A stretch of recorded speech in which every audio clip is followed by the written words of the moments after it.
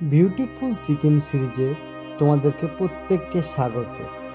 আর একটা ছোট্ট ছোট্ট ক্লিপের মাধ্যমে তোমাদেরকে তুলে ধরবো অক্টোবর মাসে সিকিমের ওয়েদার কেমন থাকে, বা পুজোর সময় তোমরা যারা সিকিম আসবে তারা কেমন ওয়েদার দেখতে পাবে।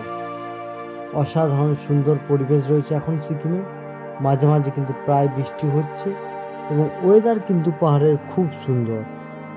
গ্যাংটক শহরেও কিন্তু খুব সুন্দর এখন ভিউ, চারিদিকে আকাশ কিন্তু পরিষ্কার, মাঝে মাঝে কিন্তু বৃষ্টিও হচ্ছে। তোমরা যারা পুজোর প্ল্যান করছো তারা নিঃসন্দেহে কিন্তু প্ল্যান করতে পারো। দেখতেই পাচ্ছ আমরা কিন্তু NH10 উপর রয়েছি এবং NH10 ভিউ কিন্তু অসাধারণ। চারিদিকে নীল আকাশ, শরতের মেঘ, তার সঙ্গে আমরা ছুটে চলেছি এক অজানা দিগন্তে গ্যাংটকের উদ্দেশ্যে। চলো তোমাদেরকে গ্যাংটক শহর থেকে ছোট্ট ছোট্ট কতগুলো ভিউ দেখাবো, যে ভিউগুলো হয়তো দেখলে তোমরা পাগল হয়ে যাবে এক কথায়। তো চলো সেই ভিউগুলো তোমাদেরকে দেখায় আস্তে আস্তে। গ্যাংটক শহরের রোপওয়ে মেন শহরের কেন্দ্রবিন্দুতে অবস্থিত। তোমরা যদি গ্যাংটক শহর ঘুরতে আসো, সবাই কিন্তু একবার হলেও রোপওয়ে ভিজিট করো, এবং অসাধারণ রোপওয়ে এখানে। কিন্তু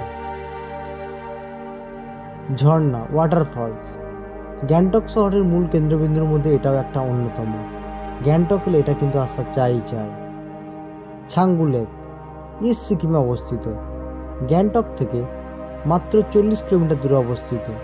চাইলে কিন্তু তোমরা একদিনে ছাঙ্গু লেক বা মন্দির নাথুলা পাস কিন্তু ঘুরে যেতেই পারো।